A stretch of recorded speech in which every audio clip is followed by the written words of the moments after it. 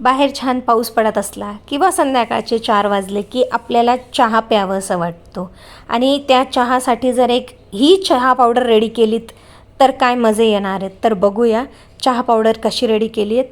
8 ते 10 इथे काळे मिरे घेतलेत, 6 लवंग घेतलेत, 15 हिरवी वेलची घेतली आहे, 1 काळी वेलची घेतली, छोटा दालचिनीचा तुकडा घेतला आहे, 1 चमचा इथे बडीशोप घेतलेली आहे आणि सुंठ जर अख्खं असेल तर तो आत्ताच आपल्याला भाजून घ्यायचा आहे, नसेल पावडर असेल तर तो नंतर ॲड करायचा आहे. इथे काही तुळशीचे पानं माझ्याकडे होते तर ते पण आपण ॲड करून घेणार आहोत आणि आता हे मंद आचेवर 5 मिनटं आपण भाजून घेणार आहोत.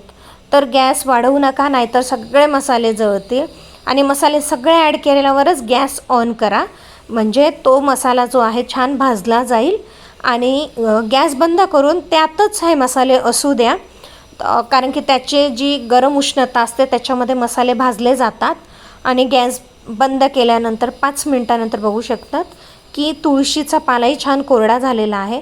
आता हे आपण मिक्सरला दळून घेणार आहोत. मिक्सरला वाटायचं आहे, पण ही जी भरड जाडशी आपल्याला भरड राहू द्यायची आहे, फार बारीक आत्ता करायचं नाही आहे, इतका जाड राहू दिलेला आहे.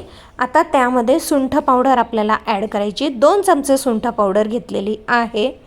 तर ही सुंठ पावडर ॲड केल्यानंतर एकदा मिक्सरला फिरवलं आणि पूर्ण मसाला छान असा बारीक वाटला गेलेला आहे.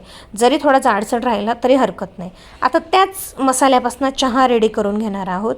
तर आधी इथे 1 कप पाणी घेतलेलं आहे, मोठा कप आहे, त्याच्यामध्ये 2 चमचे इथे चहा पावडर घातली आहे, 2 चमचे इथे साखर घातलेले, चमचेसुद्धा बघून घ्या, चहा पावडरचा लहान आहे आणि साखरेचा मोठा चमचा आहे.